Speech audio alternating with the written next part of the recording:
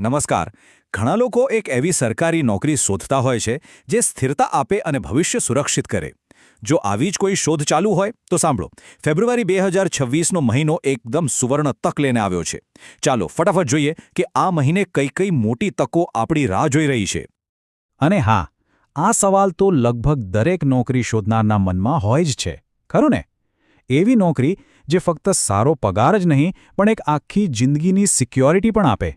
બસ, જો મનમાં આવા જ વિચારો ચાલતા હોય તો આગળની માહિતી ખૂબ જ કામની સાબિત થવાની છે. જુઓ, આ આંકડો 60,000.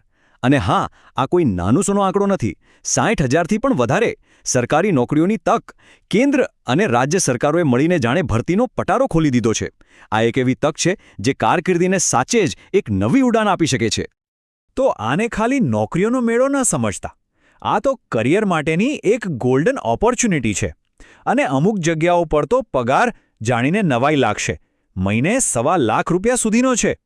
ચાલો, હવે વધારે સમય બગાડ્યા વગર ગુજરાત અને કેન્દ્ર સરકારની આ બધી જ ભરતીઓ વિશે એકદમ ડિટેલમાં જાણીએ. ચાલો, તો સૌથી પહેલાં એ ભરતીઓની વાત કરીએ જે સૌથી વધુ લોકો માટે છે. મતલબ કે જે ઉમેદવારોએ ધોરણ 10 પાસ કર્યું છે એમના માટે શું ખાસ છે? તો આ કેટેગરીમાં બે ખૂબ જ મોટી ભરતીઓ આવેલી છે. તો પહેલી છે ભારતીય રેલવેની RRB ગ્રુપ ડી ભરતી. જગ્યાઓ જો 22,000થી પણ વધારે. લાયકાત શું? તો કે 10 પાસ અને સાથે ITI કરેલું હોવું જોઈએ. ઉંમર 18થી 33 વર્ષની વચ્ચે હોય તો બસ અરજી કરી શકાય છે. શરૂઆતનો પગાર પણ સારો છે, ₹18,000 અને ઉપરથી ભથ્થા તો ખરા જ. હા, એક વાત ખાસ નોંધી લેજો, છેલ્લી તારીખ છે 2 માર્ચ 2026. હવે આવે છે ઇન્ડિયા પોસ્ટની ગ્રામીણ ડાક સેવક એટલે કે GDSની ભરતી. અને અહીં તો જગ્યાઓનો આંકડો એનાથી પણ મોટો છે, 28,000થી પણ વધુ.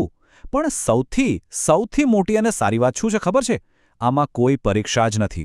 હા, બિલકુલ સાચું સાંભળ્યું. સીધી 10મા ધોરણના માર્ક્સના આધારે જ પસંદગી થશે. ઉંમર 18થી 40 વર્ષ અને લાયકાત ફક્ત 10 પાસ. પણ એક વાતનું ખાસ ધ્યાન રાખવું પડશે. છેલ્લી તારીખ 14 ફેબ્રુઆરી છે, એટલે કે સમય બહુ ઓછો છે. જરાય મોડું ના કરતા. તો જોયું ને, આ બંને ભરતીઓમાં એક મોટો તફાવત છે. રેલવેમાં નોકરી માટે પરીક્ષા આપવી પડશે, એની તૈયારી કરવી પડશે, જ્યારે પોસ્ટ ઓફિસમાં સીધા મેરિટના આધારે જ નોકરી મળવાની તક છે. એટલે હવે પોતાની તૈયારી અને પસંદગી પ્રમાણે નક્કી કરી શકાય કે કઈ ભરતી પર ફોકસ કરવું છે. ચાલો, તો 10 પાસ માટેની આ જબરદસ્ત તકોની વાત તો કરી લીધી. હવે આગળ વધીએ અને એ ઉમેદવારોની વાત કરીએ જેમણે ગ્રેજ્યુએશન પૂરું કર્યું છે. સ્નાતકો માટે ખાસ ગુજરાત સરકારમાં કઈ કઈ ભરતીઓ આવી છે એના પર એક નજર કરીએ. અહીં પણ ખૂબ જ સારી તકો છે. તો જુઓ, ગુજરાત ગૌણ સેવા પસંદગી મંડળ, જેને આપણે GSSB તરીકે ઓળખીએ છીએ, એણે ગ્રેજ્યુએટ ઉમેદવારો માટે ક્લાર્કની 5,300થી પણ વધુ જગ્યાઓ બહાર પાડી છે. કોઈપણ ફિલ્ડમાં ગ્રેજ્યુએટ થયેલા ઉમેદવાર માટે આ એક એકદમ પરફેક્ટ તક છે. પગાર ધોરણ પણ સારું છે. અને હા, આમાં સ્પર્ધાત્મક પરીક્ષા પાસ કરવી પડશે. એ પછી આવે છે GPSC એટલે કે ગુજરાત જાહેર સેવા આયોગ. અહીં એન્જિનિયર અને બીજી ઓફિસર લેવલની પોસ્ટ માટે 279 જગ્યાઓ છે. અને અહીં તો જુઓ, શરૂઆતનો પગાર જ લગભગ ₹45,000ની આસપાસ છે. આ ભરતી માટે પણ છેલ્લી તારીખ નજીક છે, 16 ફેબ્રુઆરી. તો ગુજરાત સરકારની ભરતીઓ જોઈ. હવે ચાલો થોડું સેન્ટ્રલ લેવલ પર જઈએ. કેટલીક એવી ખાસ કેન્દ્રીય ભરતીઓ છે જેમાં એકદમ ચોક્કસ લાયકાતવાળા ઉમેદવારો માટે ખૂબ જ શાનદાર તકો છે. જેમ કે જો કોઈએ ટેલિકોમ એન્જિનિયરિંગ કર્યું હોય તો એમના માટે BSNLમાં સિનિયર એક્ઝિક્યુટિવ ટ્રેની બનવાની એક બહુ જ સરસ તક છે.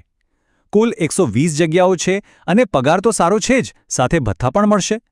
આના માટે છેલ્લી તારીખ 7 માર્ચ છે, એટલે થોડો સમય છે. હવે એક જરા હટકે ભરતીની વાત કરીએ. જો કોઈ રમતગમતમાં આગળ પડતું હોય તો એમના માટે ગુજરાતના ઇન્કમટેક્સ ડિપાર્ટમેન્ટમાં સ્પોર્ટ્સ કોટા હેઠળ નોકરી મેળવવાનો મોકો છે. અને આમાં 10 પાસ અને ગ્રેજ્યુએટ બંને માટે તક છે. પગાર પણ એકદમ સારો છે.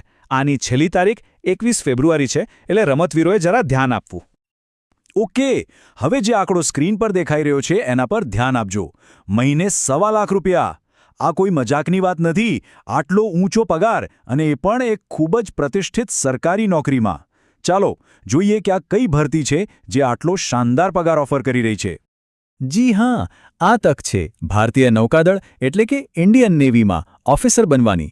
કુલ 260 જગ્યાઓ છે અને પગાર, જેમ આપણે વાત કરી, ₹1,25,000 સુધીનો છે. જે પણ ગ્રેજ્યુએટ હોય અને દેશ સેવા કરવાનો જુસ્સો હોય એમના માટે આનાથી વધુ ગૌરવશાળી કારકિર્દી કઈ હોઈ શકે? આના માટે છેલ્લી તારીખ 24 ફેબ્રુઆરી છે, એટલે જરાય ચૂકવા જેવું નથી. સારું, તો આટલી બધી ભરતીઓ વિશે જાણી લીધું. હવે મનમાં સવાલ તો થાય જ કે ઓકે, હવે આગળ શું? આ બધી માહિતીનો સૌથી સારો ઉપયોગ કઈ રીતે કરવો? ચાલો, એ પણ સમજી લઈએ.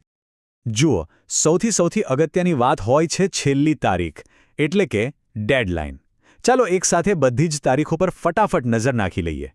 India post, GPSC, income tax અને નેવી, આ ચારેય ભરતીઓની છેલ્લી તારીખ ફેબ્રુઆરી મહિનામાં જ પૂરી થઈ રહી છે.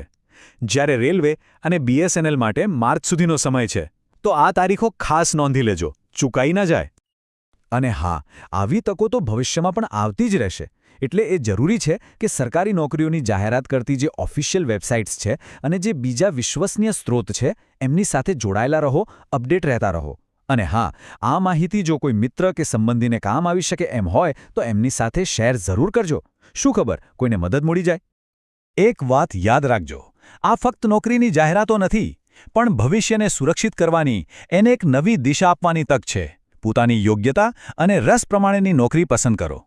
બસ પછી પૂરા દિલથી તૈયારીમાં લાગી જાઓ અને આ સુવર્ણ તકને હાથમાંથી જવા ન દેતા.